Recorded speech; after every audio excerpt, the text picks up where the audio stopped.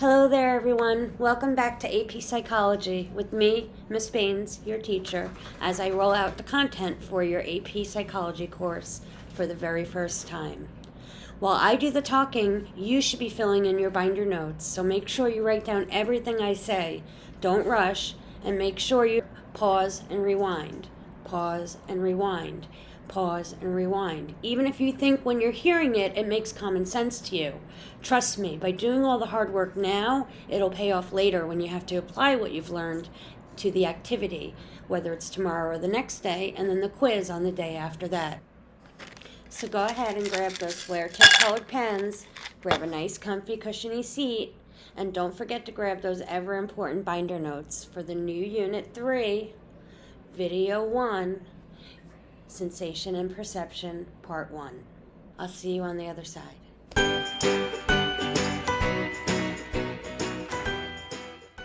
Okay, so welcome back to the first set of notes for the Sensory and Perception Unit, Unit 3. As you can see, our Learn It targets for this video are going to lay out an introduction to both of these concepts, both sensation and perception, which are actually a great elaboration upon our neuroscience unit, right? The brain itself is where we perceive everything. All of our thoughts, all of our feelings, all of our sensory stuff. It's the command center from which all other senses become aware of what the brain wants it to do when it's stimulated, right? So it only makes sense to do it right after the neuroscience unit. Okay, so let's first start out with just the basics. Let's just first start out with just the idea of like this image here, okay? So how do we get this image into our mind? Do we actually like cut a hole into our skull and put a little tiny picture inside of it so that our brain can grab onto it, put the photo in, and then close the hole back up each time? Of course not. That would be absolutely ridiculous, right? So then, how does it get there? And at what point do we recognize each of these pictures to determine who or what it is? That this here right now is SpongeBob, or that this here is Ellie and Mike Wheeler from Stranger Things, or that this is the cast of BoJack Horseman. How does that happen? Well, we use the processes of sensation and perception, right? So let's talk a little bit about each one individually and separately, okay? Okay, so our first sensation is when we detect physical energy or a stimulus from our senses.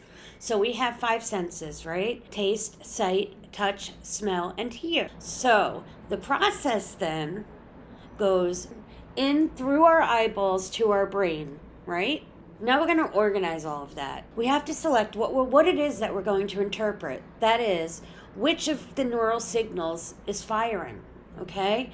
That process is our perception.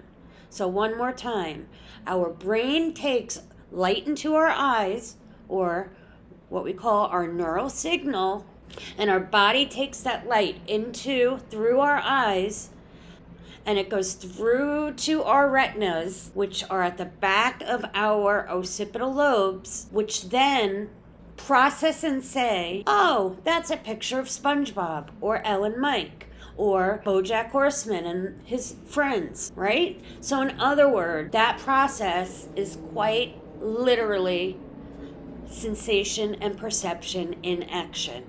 We actually have 2 different processes, though, for analyzing which of the particular stimuli is happening in a particular moment. It's called bottom-up processing. I like to think about it this way. First of all, our brain is on the top, right? Below the brain are all of our senses, our ears to hear, our nose to smell, our mouth to chew and speak, and our eyes to see. Our hands are there way below in order to feel and touch things. So our brain is on top. It's top down. That makes sense, right? So that means if it's bottom-up processing, then we are using our sense receptors first to analyze whatever stimuli is coming into us. Okay, so if we're touching the thing first, and we're hearing the thing or seeing the thing or smelling the thing or tasting the thing first, we will touch something with our fingertips, and there'll be millions of nerve bundle endings there, and therefore they are quite sensitive to different textures. And so the information we get through our fingertips, that information then goes up, traveling up through our spine, right, and then up to our brain in order to make sense of it. For example, let's do an example with the visual here, okay? So what's this question here? The following is a picture of what? A dog? Well, it happens first that our eyes are going to activate their senses of seeing or taking in 3 different images, and then they will begin to make out the different shapes or make some associations over things that have shapes just like them, and then the light energy will be sent to our brain, which is then across us, and we will begin to analyze which one of these 3 pictures is a dog, okay? That's what we call bottom-up processing. So that means that top-down processing works in the opposite way. The brain, or our mental process, works first because our experiences and our expectations, and that we are able to really sense what we are going to see or what we are doing. Okay, so what we are sensing is happening inside our brain. So in this sentence, you can read the sentence with letter here and here. And because of top-down processing, because our expectations of knowing the alphabet and knowing what happens when we string letters together to make words, our experience with reading will allow us to fill in those blanks, and we'll know what it is trying to say, okay? So that would be top-down processing. Okay, let's try to do one together here for an example. So in these 2 images of Takis and Skittles, which of the 2 are you using for each? Top down or bottom up? We'll talk about it tomorrow in class, but I really want you to think hard about this so that when I ask you tomorrow, you'll have a clear sense of which one is which. Okay? Okay, let's talk about thresholds. We talked about thresholds a little bit when we spoke about neurons and neurotransmission. Specifically, today, we're talking about absolute threshold, but now we're going to talk about it in terms of sensation. So absolute threshold is the minimum amount of stimulus. Remember, that's the energy or the sensation, that minimal amount of stimulus that we need to detect a particular sensation. So the minimum amount of anything for us to be able to see, for us to hear or taste or feel or smell. Okay, so the minimal amount of brightness that we need in order to see would be what we were detecting through light, right? The minimum amount of what we need for sound for us to determine whether or not we hear something, or the minimum amount of texture that we need to feel an object or a substance to see what we think that we're feeling or touching. Or how about the amount of scent in the air needed for us to know whether or not we sensed the smell or the aroma of something? We do it 50% of the time. We take that test 50% of the time because we don't always want to just rely on chance, right? Because our absolute thresholds are so low, they can trick us, right? So the other threshold that we'll talk about is super important, and that is the difference threshold. It's the idea that we look at how much of a change happens within this that we need in order to detect that there was a change. So how much of a change in volume do we need to know when a song or music is getting louder or softer, right? How much does it need to be to tell us that someone turned it up or turned it down? How much difference in brightness in a room that a light bulb gives off do we need to have in order able to tell that there was a change of how dark or how light it is in a particular room or outside in the real world throughout a 24-hour period? So in other words, we can also call this the JND, or the just noticeable difference. The JND works on Weber's law, and what that is is that the scenario is always proportional. So the JND is proportional to the intensity of the stimuli. In other words, if we have really, really loud music and we turn the volume down just one notch or 1 decibel, it's going to be pretty difficult for us to determine a change, or if there was any sort of real difference there. However, if we have music on really, really softly and it's already very low and we turn it up or down 1 notch, you're definitely going to notice it. That's Weber's law, okay? The video here is a really great one in explaining it in more detail. So for right now, I want you to go back, pause me, and watch this video on your own. Apology in the fast lane. Difficult topics explained. The Weber fraction. The Weber fraction was named after the man who discovered it, a German physiologist with time on his hands named Ernst Weber. In studying touch, he found that the percentage of change necessary, the difference between two different lifted weights, remained the same across many varying weights. Long story short, he and many others after him determined that the amount of change that can be detected when lifting weights is 2% of the comparison weight. So, for example, pretend you're lifting 100-pound bags of cement. Weber's fraction for weight predicts that if one of the bags had 2 pounds more cement in it, then you'd be able to tell it was heavier. But you could also demonstrate with pennies. Take 50 pennies and weigh them. You'll get 125 grams. That is, if they're all 1982 or newer. Weber's fraction, or the change you'll be able to detect if the comparison sample is 50 pennies, is 2% of 125 grams, or 2.5 grams. So if I take your pennies and bag them into 2 tissues, which is negligible added weight, and I put 50 in one and 51 in the other, and put the 2 bundles of pennies in your outstretched hands, you should be able to tell which one is heavier just by 1 penny difference, or by the Weber fraction for weight for this comparison. Okay, welcome back. So let's now talk about subliminal thresholds. So subliminal thresholds are the idea that the stimuli is below your absolute threshold. So that means your conscious awareness doesn't pick up on it, but your brain is actually still processing the information anyway, even though you're not consciously aware that your brain is doing so. It can happen with any of our senses. However, we tend to usually think about it most when we see old school advertising campaigns. Subliminal messages are used in branding with all sorts of print and media advertising. For most people, you won't even determine if a picture is flashed on the screen or not in the middle of one of your favorite shows.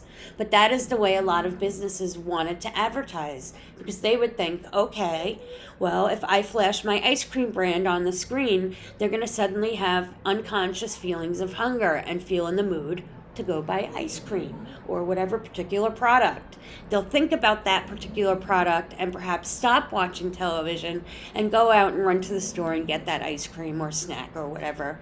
Or maybe it's a laundry brand and the woman realizes she didn't do her laundry for the week, and suddenly she'll say, I have to turn this TV off, go get my work done for the house, and go and buy some more detergent because I just went down and we were all out.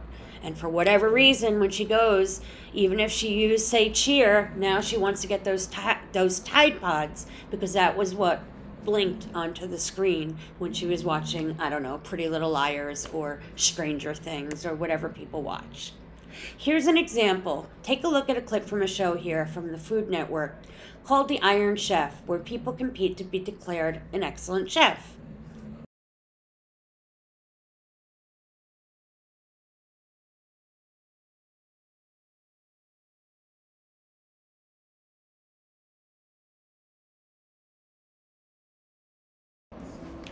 So there you go. So tell me, did you see A, Coca-Cola, B, Marlboro cigarettes, C, McDonald's, or D, Burger King? Okay, so there have been a lot of studies done, and they have found that subliminal words or messages that are flashed briefly on a screen prime us for a later response. if not making you go out and get that product on the spot.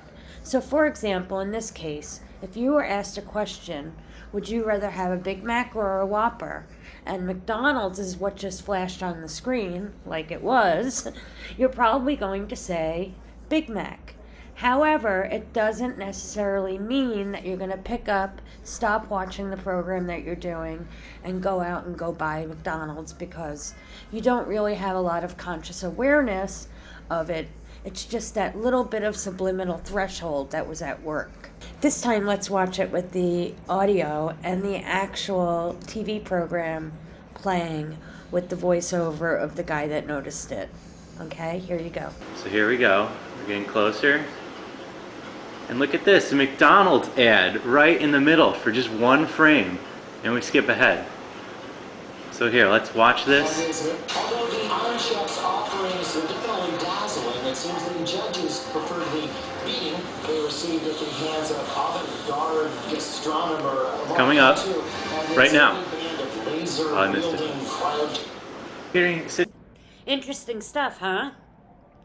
Disney is really famous for using this a lot, sometimes to pay homage to other Disney movies and characters from earlier times, but sometimes we now see it in the Disney movies with fairly appropriate input and with words or sounds that you could see or hear that you didn't really pick up on until you were actually looking for them. So, some food for thought for you here, right? Pun totally intended, ha ha ha. I'll put a link to the Great Disney Subliminal Messages videos below, or just Google the term and you can see for yourself what I'm talking about. I do want to show you a little joke that I found on The Simpsons about this topic. Here you go.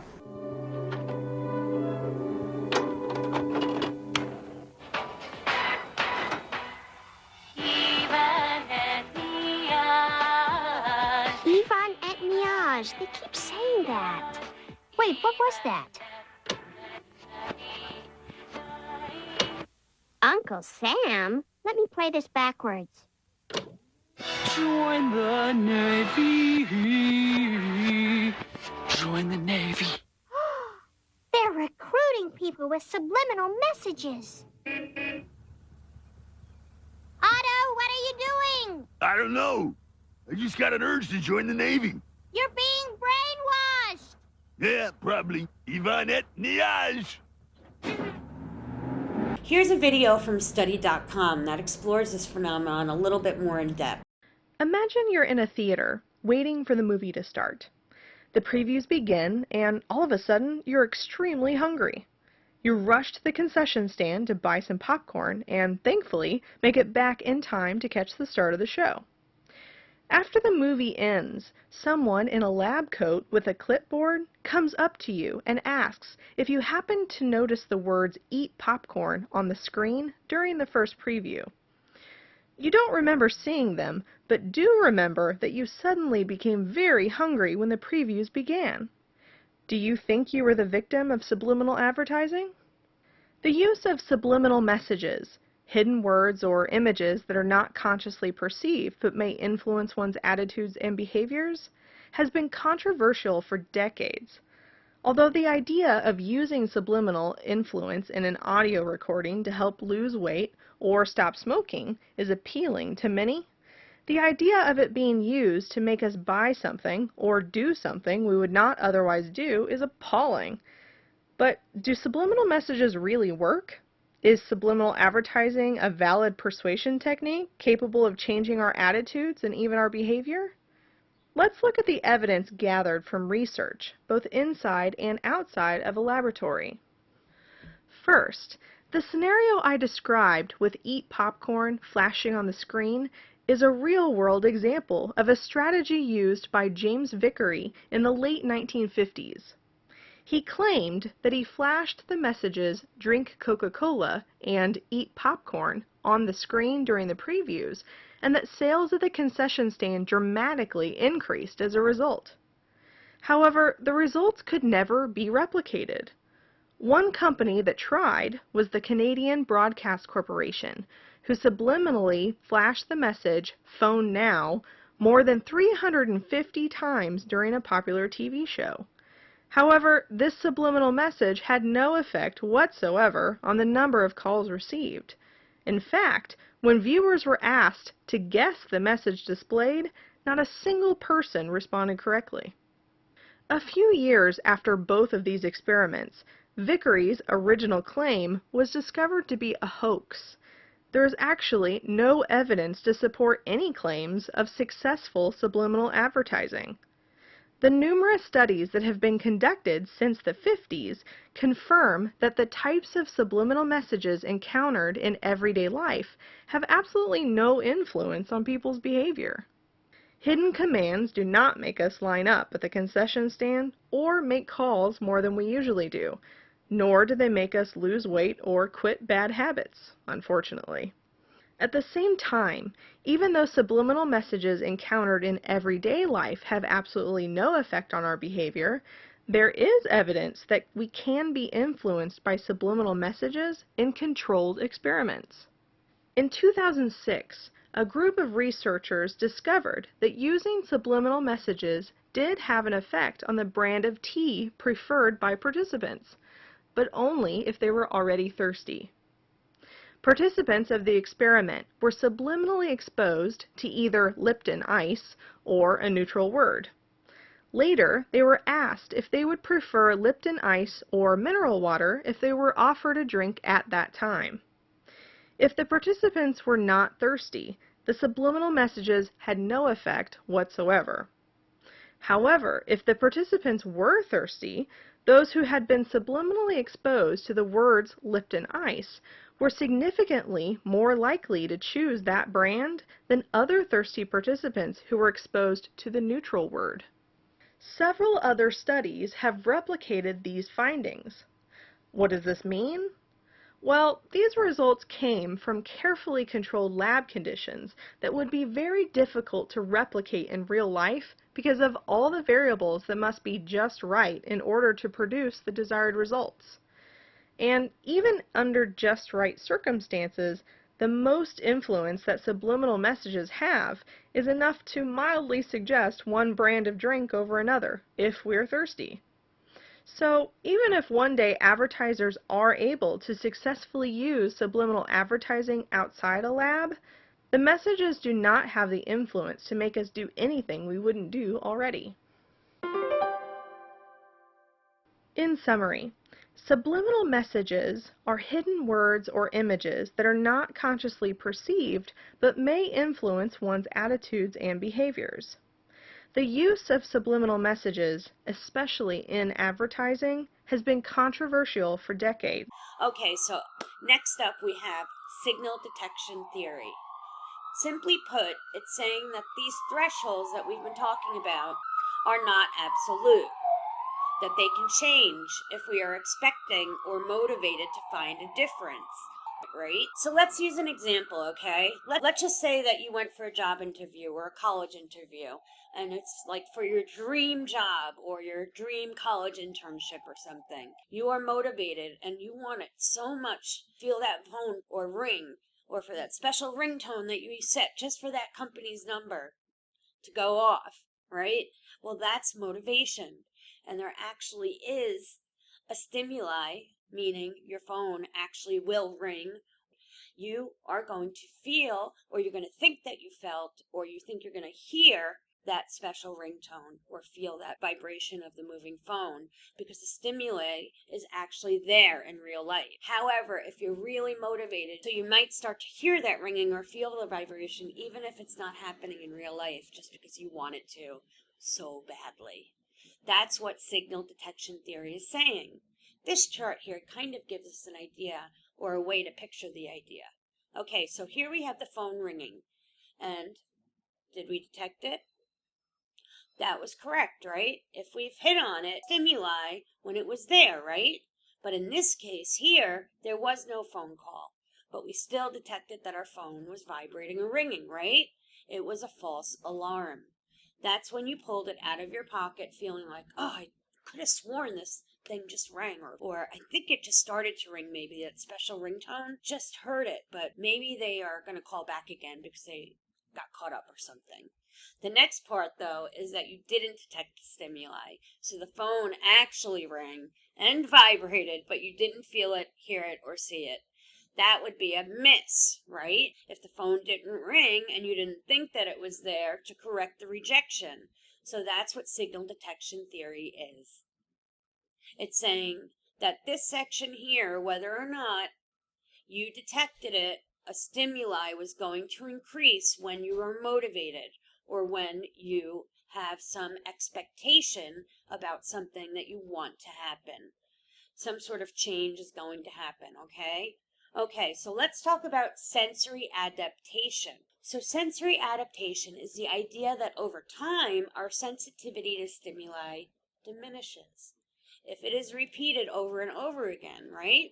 So constant stimulation. So for example, do you feel your shoes are on your feet right now the same way you felt them when you first put them on?